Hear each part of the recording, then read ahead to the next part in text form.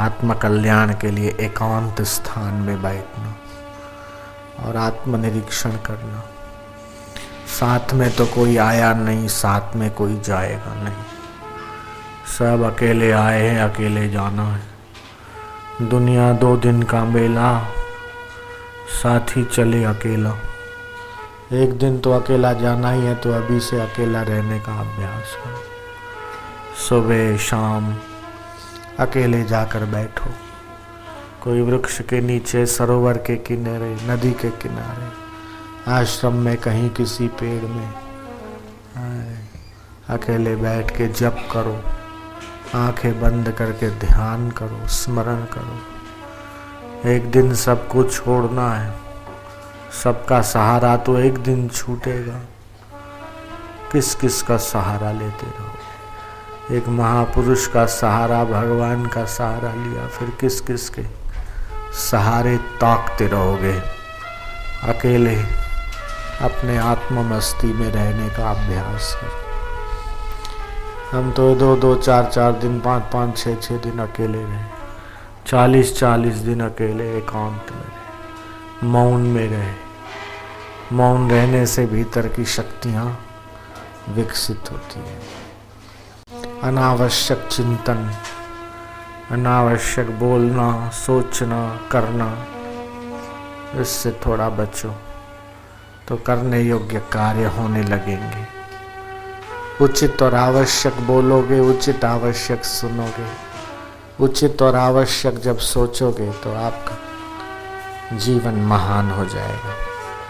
जो तत्व ज्ञानेश्वर को मिला, रामदेव को मिला, समर्थ रामदास को मिला, तुकाराम को, एकनाथ को मिला, वही का वही आपको भी तो मिल सकता है।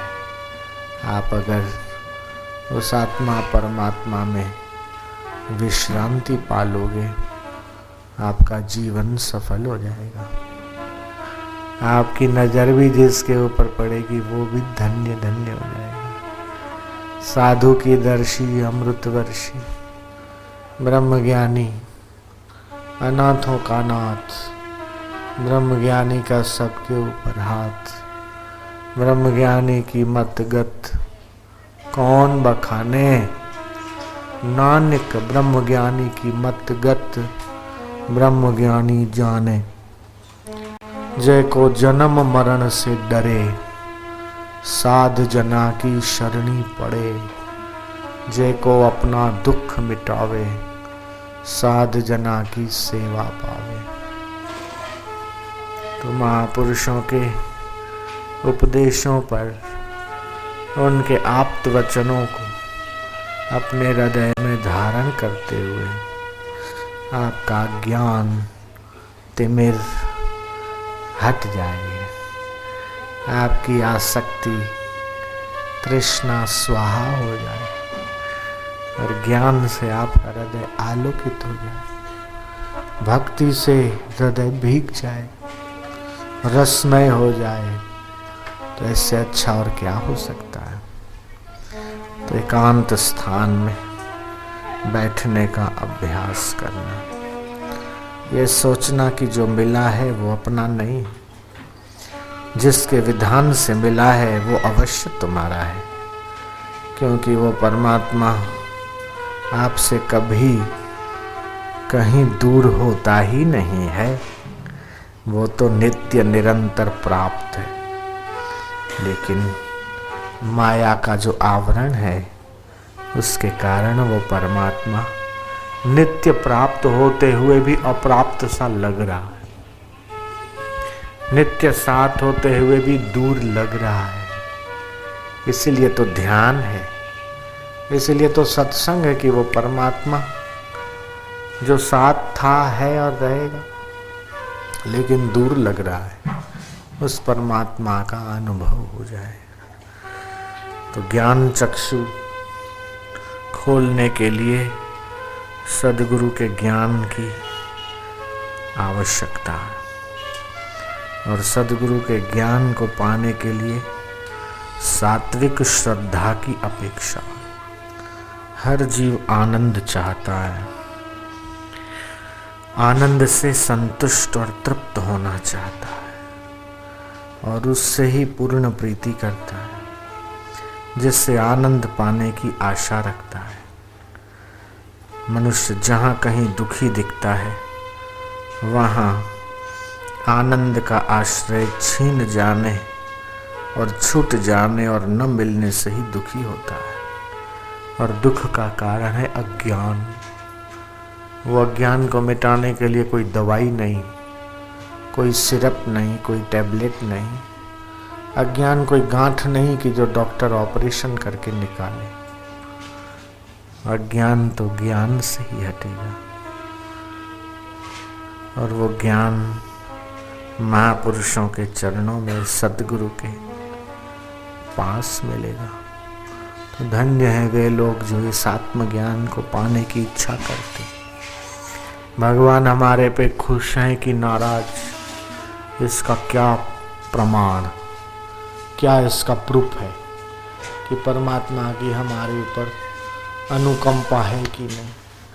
तो हमको सत्संग मीठा लगता है कि नहीं, हमको संतों के चरण अच्छे लगते कि नहीं, हमको ध्यान भजन साधना अच्छी लगती कि नहीं, हमें उनकी वाणी सुखदायक लगती है कि नहीं।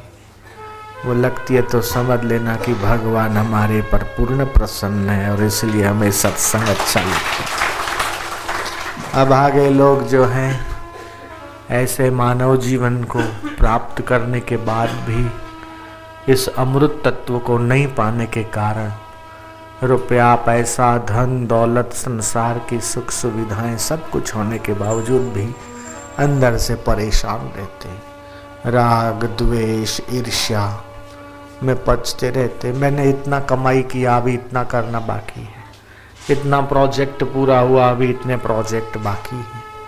संसार का पाना, संसार का भोगना, संसार का जानना, यही उनके जीवन का उद्देश्य है। इतना पढ़ाई कर लिया, इतना पढ़ाई बाकी है, इतना LLB तो हो गया, अब इतना और बाकी है। ये कोर्स कर लिया, इतना कोर्स कर लूँगा तो अच्छी जॉब मिल जाएगी। जॉब मिलेगी तो क्या होगा, बोले पैसा मिलेगा। तो लक्ष्य है जॉब मिल जाए, जॉब इसलिए मिले कि पैसा मिल जाए, पैसा इसलिए मिले कि अच्छा घर हो जाए, अच्छी बीवी आ जाए, पत्नी आ जाए अथवा पति मिल जाए, अच्छे बच्चे हो जाए, अच्छी गाड़ी हो जाए।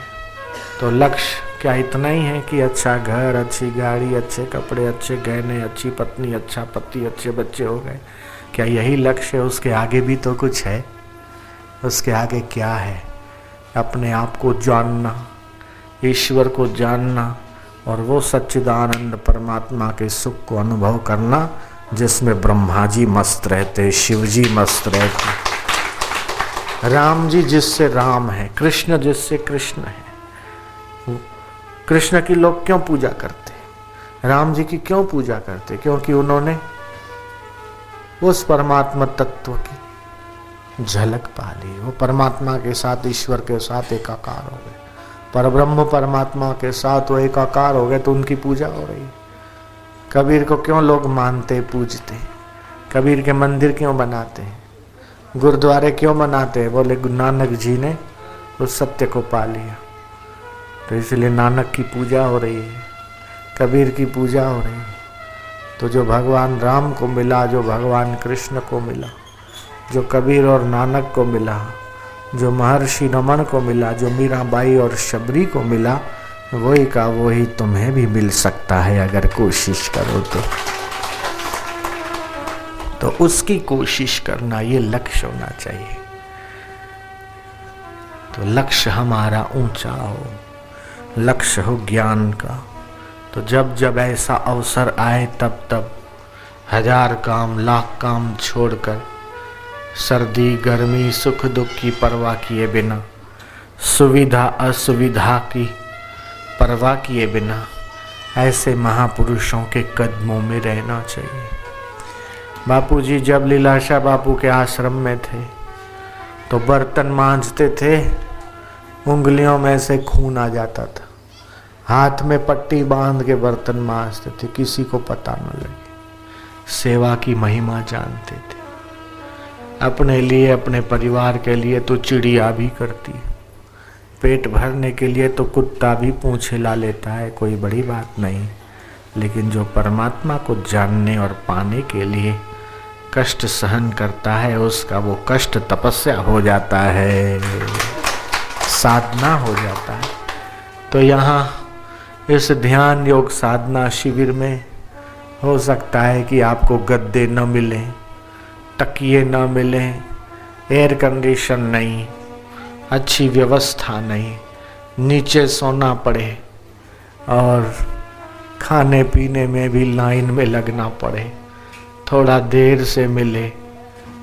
ये सब असुविधाएं तो कुछ आपको यहाँ मिलेगी, लेकिन असुविधाओं को पचाने की शक्ति भी आपकी विकसित होगी। असुविधाओं के बीच भी वो आनंद आपको मिल रहा है जो बड़ी बड़ी सुविधाओं के बीच रहने वालों को नहीं मिलता। वो आनंद, वो कृष्ण का आनंद कठिनाई के बीच प्रकट हो रहा है। वो कर्षति आकर्षति, सबको कर्षित आकर्षित करने वाले कन्हैया का सुख, उसकी भक्ति का, उसके ज्ञान का आनंद तो इस कठिनाई में मिल ही रहा है। तो उसके सामने थोड़ी सी कठिनाई सहन कर ली तो क्या घाटा। वैसे ही लोग कौन सी सुविधाओं में रहते हैं, जितनी बाहर की सुविधाएं पाने को मेहनत करते और कठिनाइयां सहन करते हैं, उसके बदले में रोटी खाने का टाइम नहीं। जीते क्यों हो, खाते क्यों हो, बोले जीने के लिए। कमाते क्यों हो, बोले खाने के लिए। अब जीते क्यों हो, इसका क्या जवाब है, बोले मरने के लिए। नहीं, जीते क्यों है, मरने के लिए नहीं, जीते हैं हम मुक्त होने के लिए, जीते हैं अमरता का आनंद प्राप्त करने के लिए। लेकिन अमरता का मार्ग बताने वाला कोई महापुरुष होना चाहिए, जहाँ हमारी बुद्धि नहीं पहुँचती। और ये बुद्धि का विषय भी तो नहीं है। अगर बुद्धि का विषय होता तो इसके तो कोर्स कब के शुरू हो गए होते, आत्मज्ञान का कोर्स, और वो यूनिवर्सिटी में ब्रह्म ज्ञान मिलता होता। वेदांत के ऊपर थीसिस लिखने वाले, वेदांत के ऊपर पीएचडी करने वाले लोग भी वेदांत को ठीक से समझ पाए, ये कहा नहीं जा सकता, क्योंकि ये बुद्धि से पार की विषय है। हाँ, वो वेदांत के ऊपर भाषण दे सकता है, वेदांत को अच्छे से बता सकता है, एक्सप्लेन कर सकता है। वो प्रोफेसर वेदांत का जीव जगत और ब्रह्म की बारे में जैसा ब्रह्म सूत्र ने लिखा वैसा अपने विद्यार्थियों को बता सकता है, लेकिन उसका अनुभव तो वो तभी कर पाएगा जब कोई ब्रह्मवेत्ता की शरण होगा, कोई सद्गुरु के चरणों में रहेगा, श्रद्धा भक्ति और प्रेम से, तभी उसे अनुभव होगा।